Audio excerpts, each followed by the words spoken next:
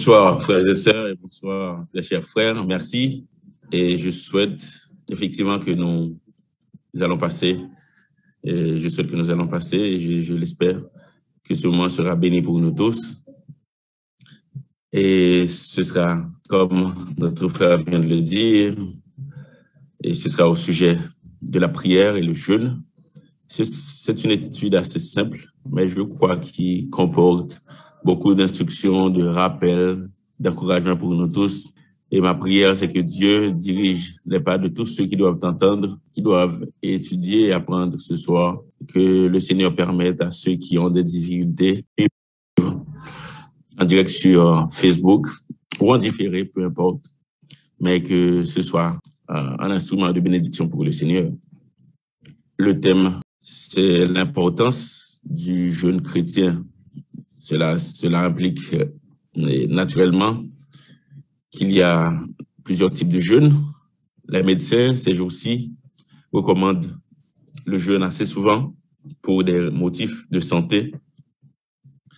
Mais ce que nous allons voir aujourd'hui, ce n'est pas la vertu thérapeutique ou sanitaire du jeûne, mais nous allons voir de préférence et son importance pour le chrétien. Pour commencer, la question qu'on leur se pose, est-ce que le chrétien est obligé de jeûner? Est obligé de jeûner? Et je dis, la réponse, c'est non. Tout chrétien n'est pas obligé de jeûner. Et il y a deux raisons. La première raison, c'est que le chrétien n'a pas besoin de jeûner s'il n'a pas de problème auquel Dieu seul peut répondre.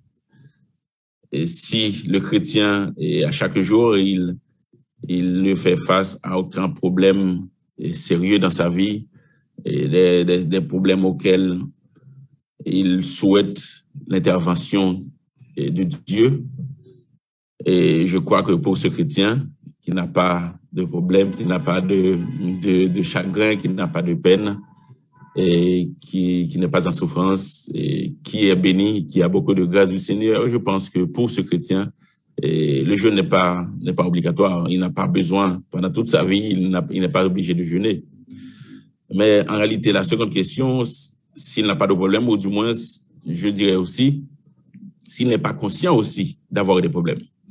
Et il peut arriver que le chrétien ne soit pas conscient de ses véritables problèmes, ne soit pas conscient de l'ampleur de ses tracas, de l'ampleur de ses troubles et de ses tourments.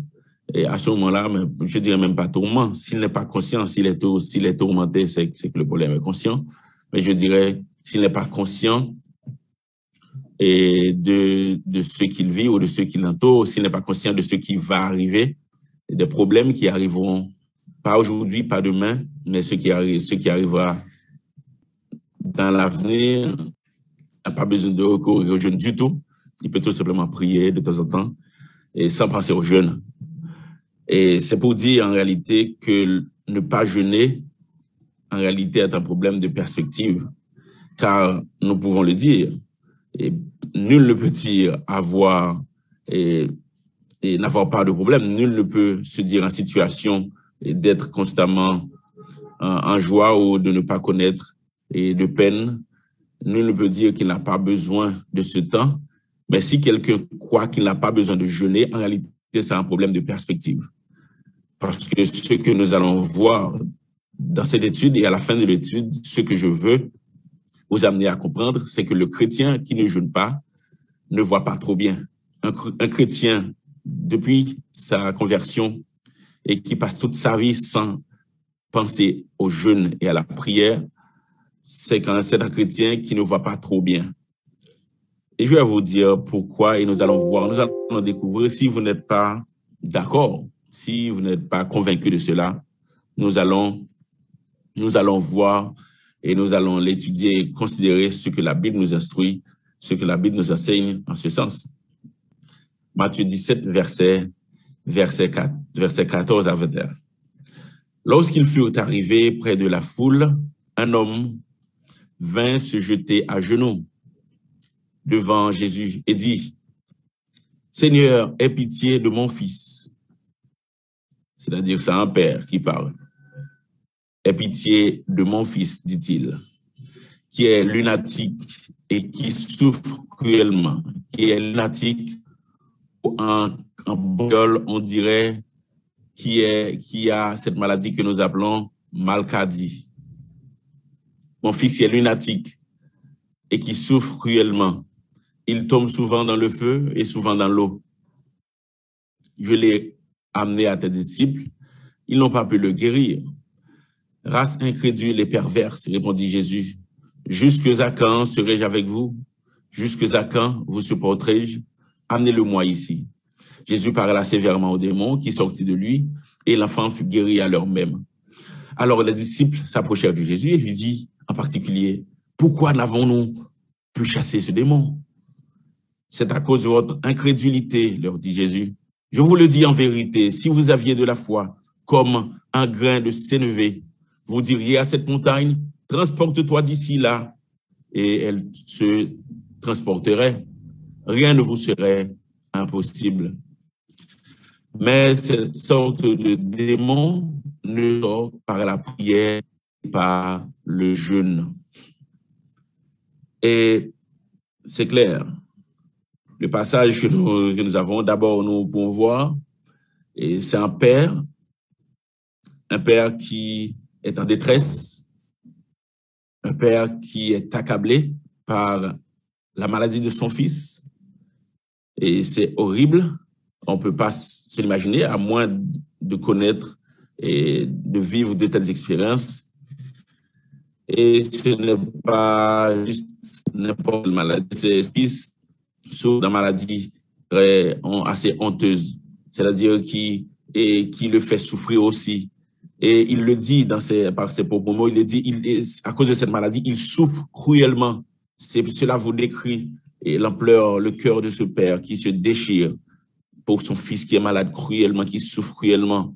Et quels sont donc les effets de cette maladie? Comment est-ce qu'il traduit quelques-uns? Il nous donne des indices de cette souffrance. Il nous dit que par cette maladie, il le jette au feu, dans le feu et souvent dans l'eau.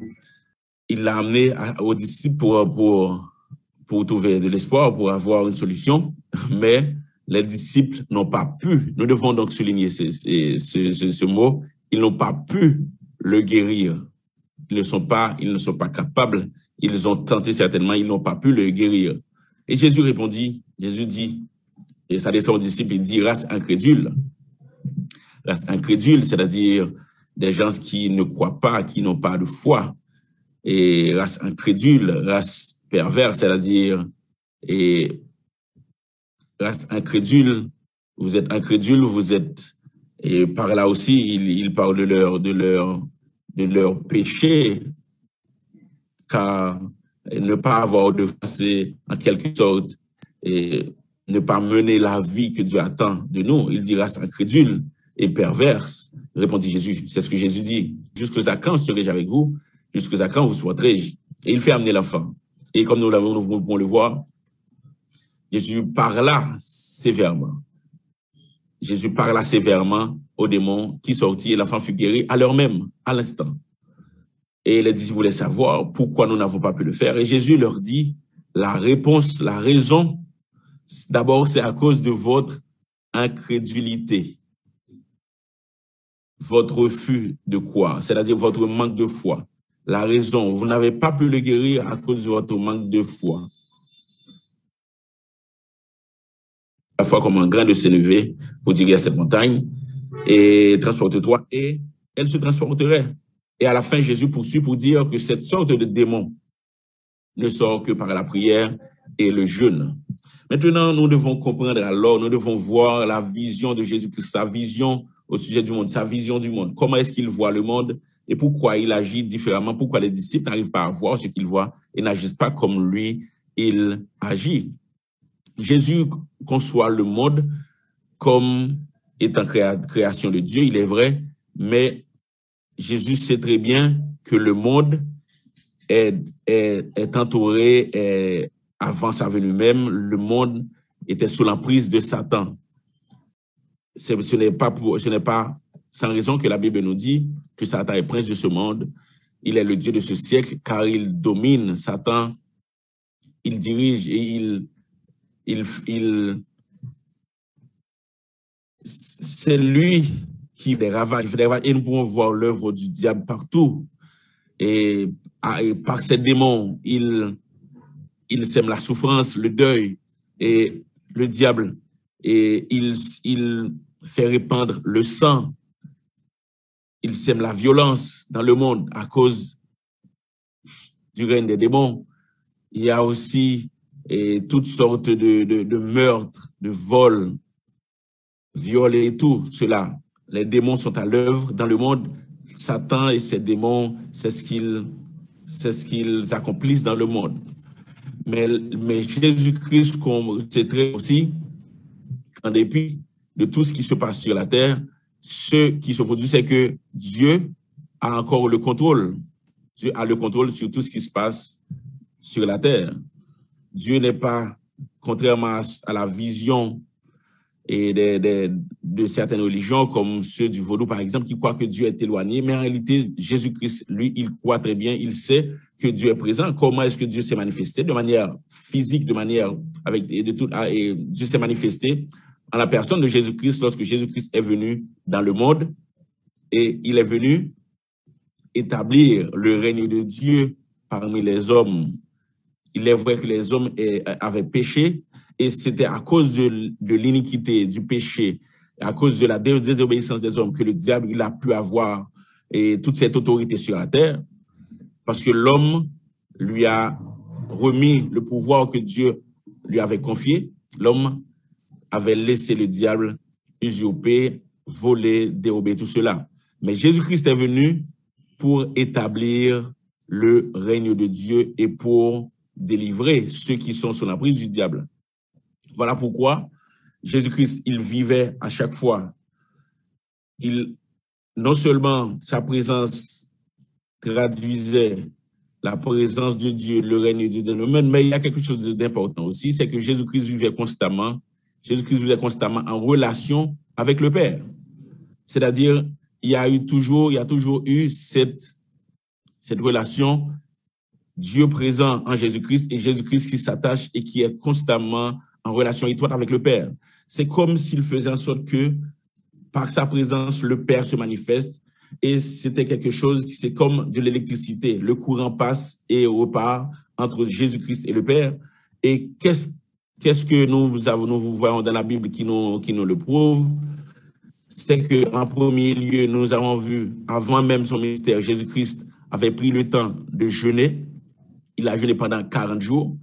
Et la Bible nous dit aussi qu'il était constamment en prière.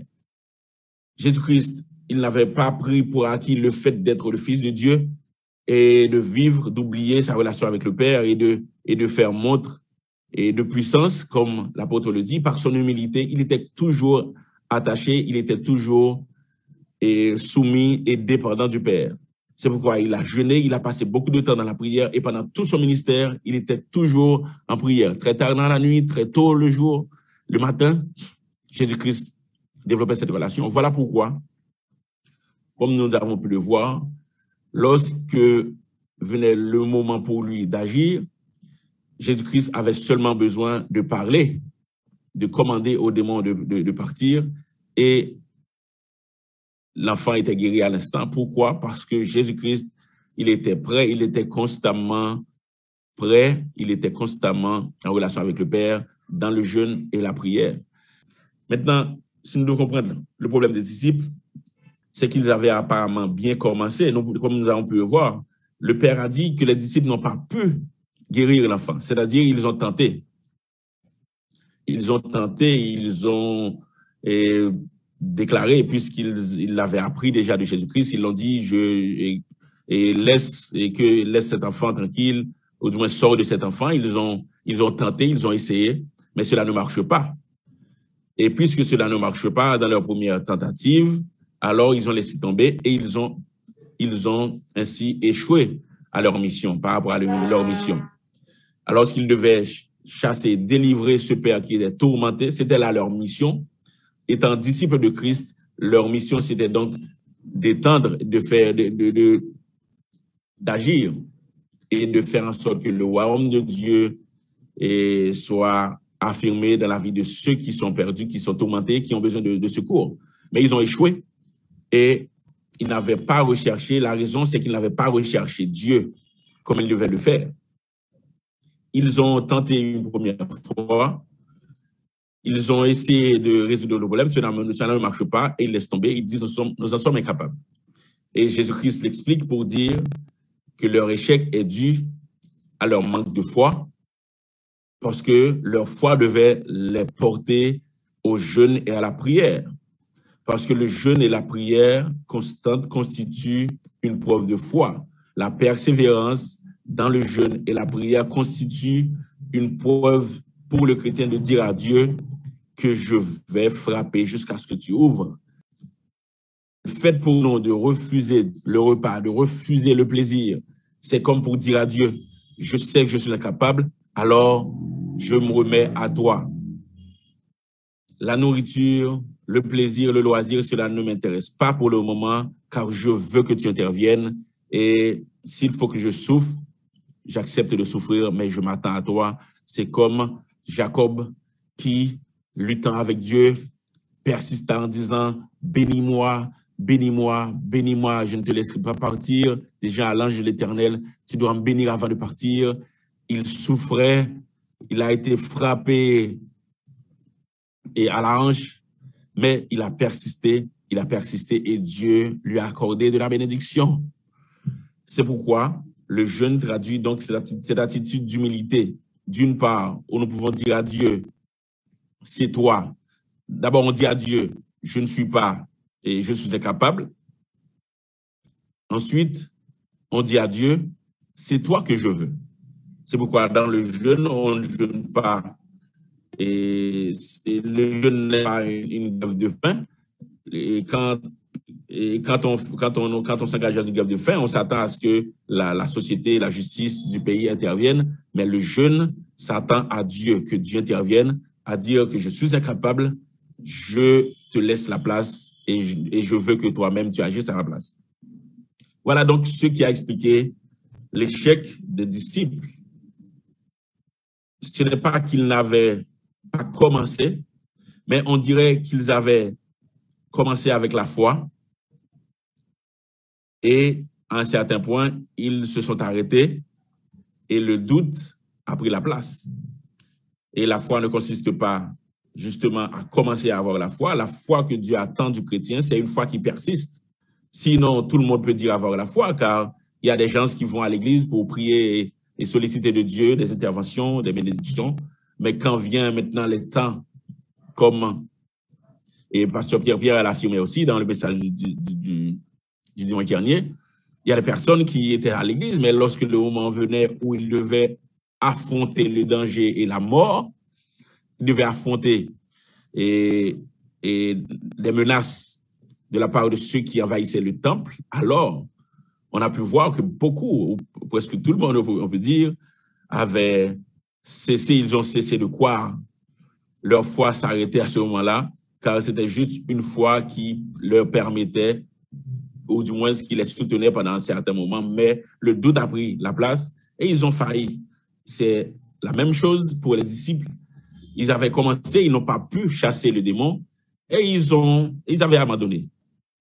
Et pour cela, Jésus-Christ et son jugement de leur comportement, c'est qu'ils étaient des incrédules, ils n'étaient pas dignes d'une certaine manière et de leur vocation, ils avaient échoué et Jésus-Christ leur enseignait à nouveau qu'ils devaient se préparer et la manière pour eux de le faire, la solution, c'était de persister dans la foi et ils devaient recourir au jeûne et à la prière afin de surmonter et de remporter la victoire. Maintenant, il y a deux exemples que nous allons considérer dans l'Ancien Testament pour voir que les croyants de l'Ancien Testament, ils savaient bien, ils saisissaient déjà le secret. Ils agissaient et il y a plusieurs exemples dont nous allons voir seulement les deux exemples, celui de Josaphat et celui d'Akab.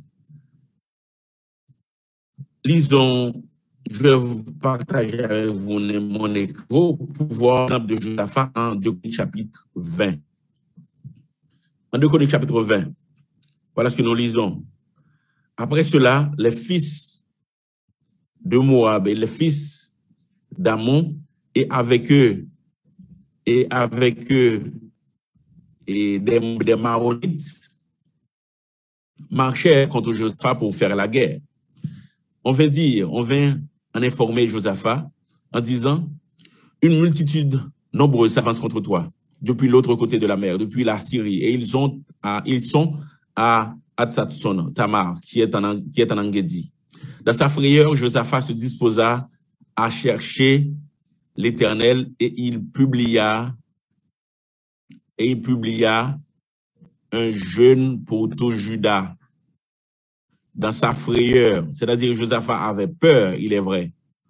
Il avait peur, mais ce qu'il fait lorsque vient la peur, il était en train de parler, mais il courait à la prière. Il publia, c'est-à-dire il invite toute la nation, c'est-à-dire le royaume de Juda, alors divisé. Il invite tout le peuple de son royaume au jeûne.